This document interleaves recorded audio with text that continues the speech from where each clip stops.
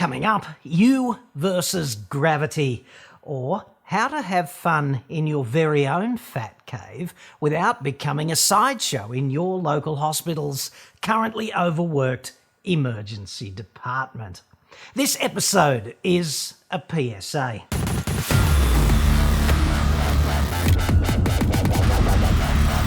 I'm John Cadogan from AutoExpert.com.au, and I get new cars cheap for buyers here in Australia.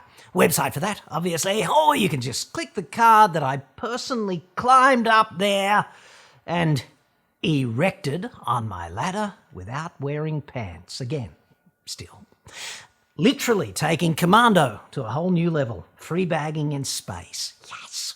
Which sounds like the sequel to a movie which I probably would not watch, especially if I starred in it. Anyway, this is not an especially automotive report today. So if you only come here for that, I'm sorry to disappoint you this early in the new year. It's actually a special request inspired in part by you if your name is Nimmy James. Just watch the second part of the BMW 420i video. It would be a great idea to make the ladder use part a separate video, really informative. There's only one thing better than injuring yourself and learning not to do it again, and that's to learn from somebody else. Agreed, Nimmy, it's always fun to lunch off somebody else's misfortune, especially if there's a lesson in it for you. So, in my recent BMW 420i review, I'll put a link up there, also Commando, yes. Chapter 2 of that video involved me upgrading the Fat Cave by jamming one of these quite neat load-bearing beam clamps into the steel beam overhead, which holds up Level 1 of stately Chateau Shitsville. These are really clever. And the reason for doing that was working in chaos. The reason for doing that is that Fat Cave is essentially a philosophical process. It's something you aspire to getting right, but never do. Like, you just do it and do it and do it and do it and do it.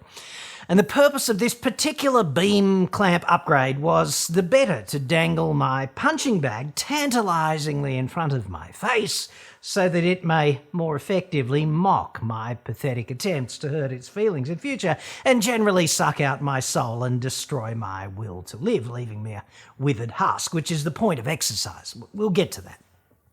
Punching bags are really good for that. Better than a dozen psychiatrists for mental health too, and substantially cheaper. So there's that.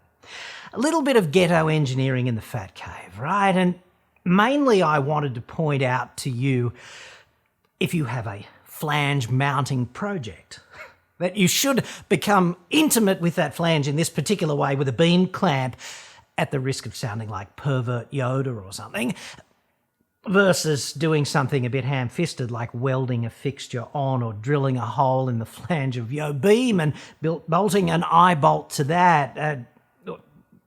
These things easily could end in tears, right?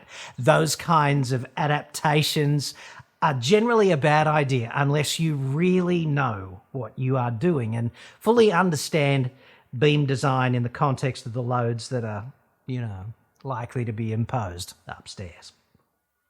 These beam clamps, right, they're super affordable and they're purpose-built. They're ideal for things like punching bags or light chain blocks for lifting in the Fat Cave or whatever related overhead equipment your bespoke dungeon requires.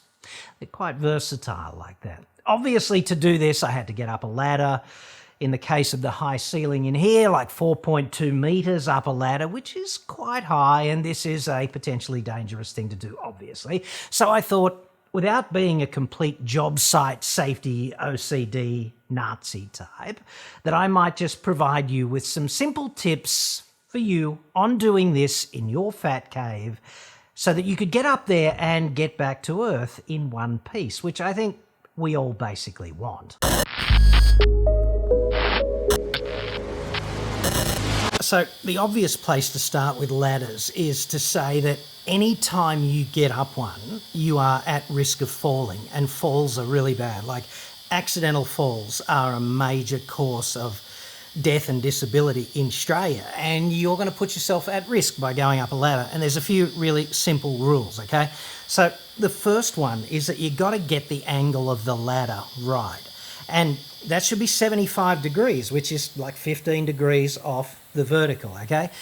The only problem with this is that most people have no friggin' idea what 75 degrees looks like when you're just eyeballing a ladder. Now, particularly a ladder like this, which is just going up to a beam, like it's not against a wall, it's just all free space over here, right? In there, just free space for 6 meters or something, right? So what is 75 degrees and how can you measure it? So the first way to do that is to just stand upright at the base of the ladder and reach your arm out like this. And if your arm is just kind of long enough to grab the rail, then you're at about 75 degrees, okay?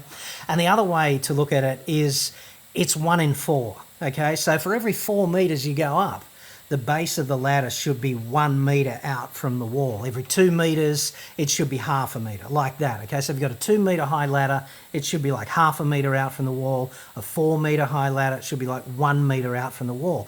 And the other obvious thing is that the manufacturers of ladders, they understand this. So guess what? When you get the angle right, the treads are level. So all you need to do is put your level on it, and dude, if the bubble's in the middle, then you've got the angle right. And obviously this is a hedge against the two major ladder disasters, which are if it's too steep and you lean back, then the ladder will fall backwards. That's bad. And if it's too shallow an angle like this, it'll slip down, and that's kind of bad as well, because either way, if you're up there, you're going to fall that distance. And just to put this in perspective, right?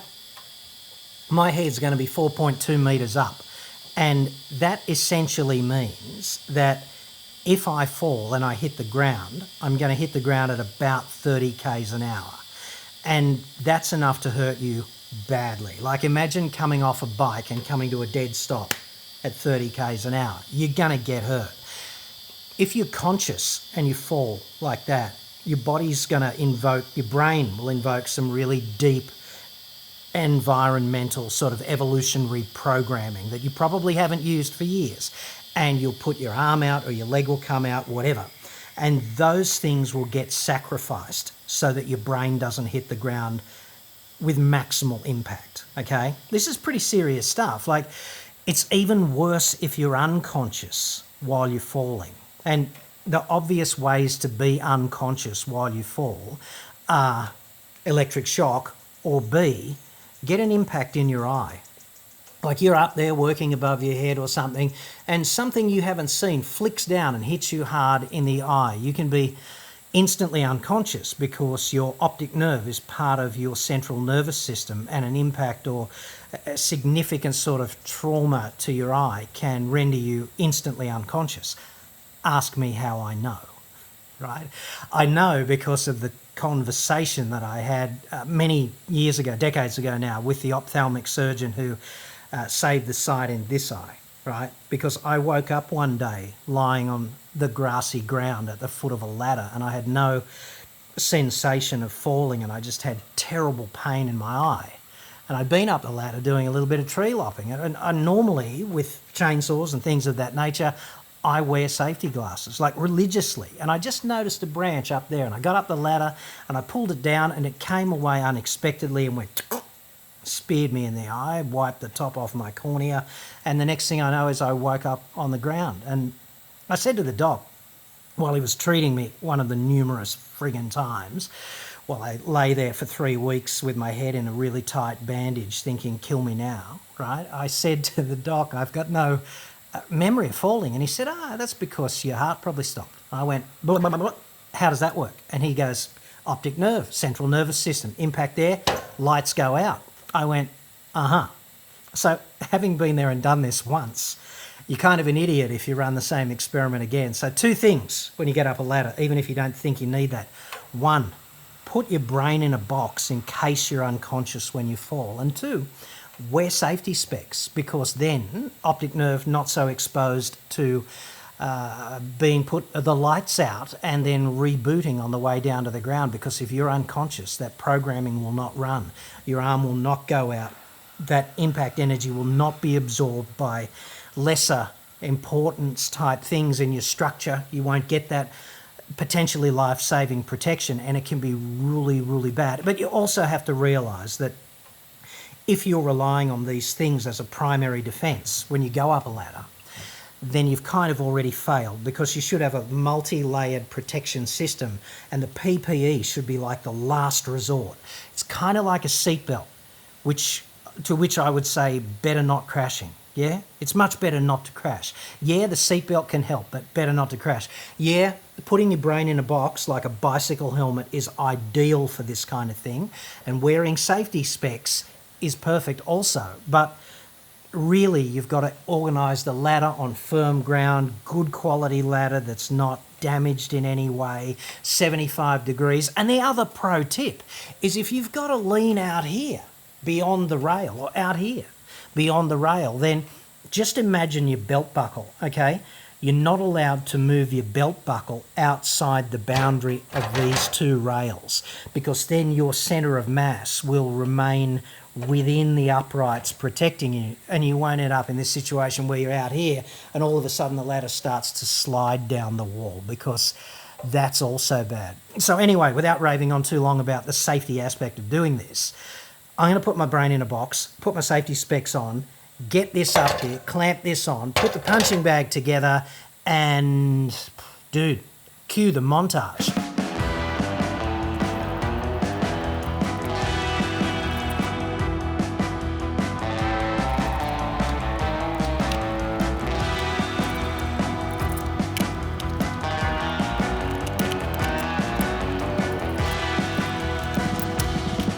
Obviously, my aim here was not to be definitive on ladder safety, but perhaps merely to add some ammunition to your personal don't fall off your ladder arsenal, right?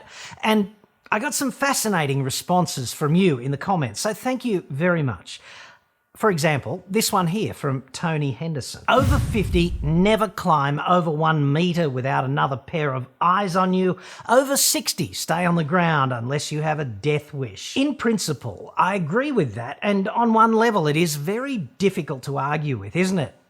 But the counterpoint, I suppose, to be made is, the best way not to crash a car is just never get in one. And the best way not to get injured using an angle grinder is don't ever use one or stand close to one that's in use. And the best way not to get run over is just never cross the street, dude. So I'd suggest that that kind of advice is absolutely on the money, but not all that practical at times. And I kind of hate the thought of living what remains of my wasted life wrapped in cotton wool, except, of course, if Tiffany is having a rapping moment. She is my kryptonite, after all. I guess you have to be realistic about your physical condition and your ability, and if you do press the go button on any particular activity, then what you have to do is you have to stack the deck in your favour. Good on you, John. Thanks for, I'm not sure how many years of your reports. I'm one of those guys who remember when you weren't in the greatest shape physically all those years ago. Have a great new year, mate, and many more years of your reports here on the Tube. Okay, so the reason I'm including this comment, apart from kind of liking the idea of having as many constructive voices on the channel as possible and not being especially afraid to admit my many flaws, is this, all right? I know exactly what it is like to get older and let yourself go and become a proper fucking slob. When I got serious about YouTube, right, I just spent 3 years or something of that nature hosting Midnight to Dawn radio on the weekends on Radio 2UE in Sydney, which is how I learned to talk underwater. I used to sit at Lawsy's old desk and talk to the crazy insomniacs and the bored shitless shift workers from midnight on Friday until 6 a.m. on Saturday, and then midnight on Saturday until 6 a.m. Sunday, times 52 weeks a year. And this is a dead set battle with your body clock after working normal hours, kind of Monday to Friday, right?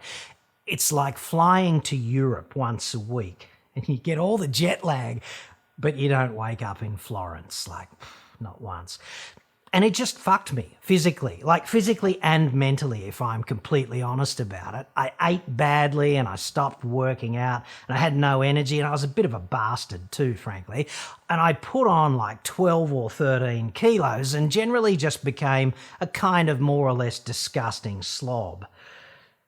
And then about 3 years ago, I decided to turn this particular frown upside down, although without any aspirations of becoming a fitness influencer on fucking Instagram. I just wanted to function again like I used to before that assault on my personal clock, right? So I can tell you that being a lazy fat slob absolutely makes a huge difference to functionality generally, like physically and mentally. When I started back on this path to being reasonably fit, I could not do a single proper pull-up. You know, like a proper pull-up is with your arms locked out straight at the bottom of the move and then your chin touching or above the bar at the top. Not fucking one. Disgracefully enough. And today I can do like 50 in 12 minutes or something. And I'm looking to knock that back to 50 in 10 minutes by the 30th of June. So that'll be an interesting challenge. And I do other crazy stuff like I deadlift my own body weight 60 times in 10 minutes. And I can tell you that it's not fun, and I don't suspect it's meant to be fun. It's just something you've got to do if you want to function. And the way I look at it, this is kind of an experiment, right? Does how you train, how you live, if you train, does it affect how you function, right? And the result is, yeah, it does a lot. So I think you have to be kind of frank and impartial about your general physical ability, state of fitness, health, balance, etc. if you plan to do anything like this. And if you've become a slob, perhaps you should remain on the ground and instead of getting up a ladder, just concentrate on unfucking yourself physically, which is absolutely not going to be fun. But from personal experience, I can tell you it's definitely worth it, okay? And now, this somewhat sobering message from a dude named David Brayshaw. I have used ladders extensively throughout my life. I've miraculously survived a fall, which later became subject matter in OH&S training. 3 years ago, I attended my son's best friend's funeral. He had fallen from a ladder at a relatively low height, surviving for only a few hours before passing away. This happened just before Christmas. What a Christmas. I concur with all that John states with regards to ladder safety in this presentation. That said, however, there are glaring oversights in this presentation. A ladder should always be secured either by lashing or by having a second person footing the ladder. A ladder should also only be used in the presence of a second person who can render aid in case of a fall. A third consideration is one's age, aptitude, and fitness. This is the silent killer with regards to ladder safety, and one that us tough blokes ignore the most. We grossly overestimate our ability. The average age of a ladder accident victim is around 65 years of age. Not all people are comfortable getting up ladders. Fear greatly increases the risk when using ladders. If you are scared, don't climb one, ever. You must be fit. This isn't just about strength either. Small niggles such as a sore wrist or a bruised knee can have fatal consequences. Inner ear infections, colds, flu, etc. greatly impact one's ability to use a ladder safely. Go with your gut instinct always. If you think what you are doing is dodgy, it is. Hey David, thank you so much for that. #respect. Thank you for the time it took you to pen that lengthy message. It's also quite valuable. I know that I'm not alone when I say I'm sincerely sorry to hear that about your son's friend. This kind of thing is very confronting indeed at any time, but perhaps the gravity of that situation, combined with you taking the time to make those excellent points in the comments, with which I agree wholeheartedly, incidentally, might inspire some people to use ladders more safely henceforth by implementing your tips. Let's hope. Obviously, there's no tracking system for falls that don't occur because they're prevented because of interventions such as these, right? So we'll never actually know, but I suspect this kind of input is extremely helpful indeed. And of course, I am glad that you survived your dispute with Isaac Newton's apple. One other point, right? Aluminium is an excellent conductor of electricity and also a very common material for ladders, right?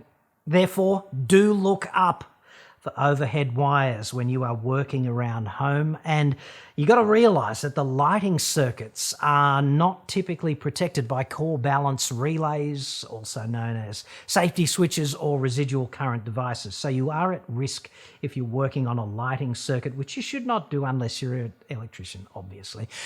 Fiberglass is a far better material to prevent you from becoming an effective conduction path to earth, but it is typically more expensive to buy fiberglass ladders, and they are heavier to lug around. And now this from Daniel Edwards, commentary from a former ladder industry insider. Thank you very much for your PSA on ladder use.